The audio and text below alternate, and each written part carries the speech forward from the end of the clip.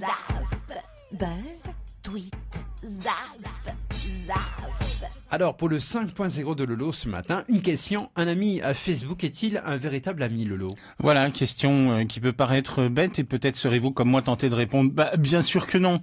En effet, sur Facebook, on est qualifié d'amis avec des proches, des membres de la famille et des relations de travail dans le fil d'actualité. Alors, qualifier tout le monde d'amis, c'est un peu vider le sens de la notion d'amitié. Et il y a une réflexion juridique qui vient d'être apportée par la Cour de cassation qui estime dans un arrêt que le terme d'amis employé pour désigner les personnes qui acceptent d'entrer en contact par les réseaux sociaux ne renvoie pas à des relations d'amitié au sens traditionnel du terme. La Cour avait été saisie du dossier d'un avocat au barreau de Paris qui était visé par une procédure disciplinaire. Ce dernier faisait l'objet de poursuites devant le Conseil de l'ordre des avocats et il avait saisi la Cour d'appel de Paris d'une demande de récusation de plusieurs membres de cette instance, avocats comme lui, arguant qu'ils étaient des amis sur les réseaux sociaux de l'autorité de poursuite ainsi que de la plaignante. Pour dire les choses autrement, l'avocat assigné avait fait remarquer que son adversaire, le bâtonnier, et le juge étaient des amis Facebook et que donc il y avait en quelque sorte un conflit d'intérêts.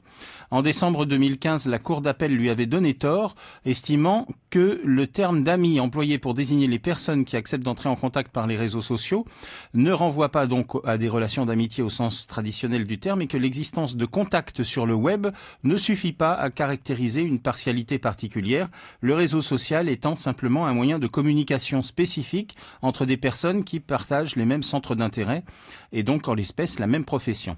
L'arrêt précisait aussi que le seul fait que les personnes objets de la requête soient des amis du bâtonnier, autorité de poursuite, ne constitue pas une circonstance justifiant d'entreprendre des vérifications. L'amitié suppose, au sens de la plus haute juridiction française, une connaissance intime, une proximité qu'un réseau social ne peut parvenir à susciter.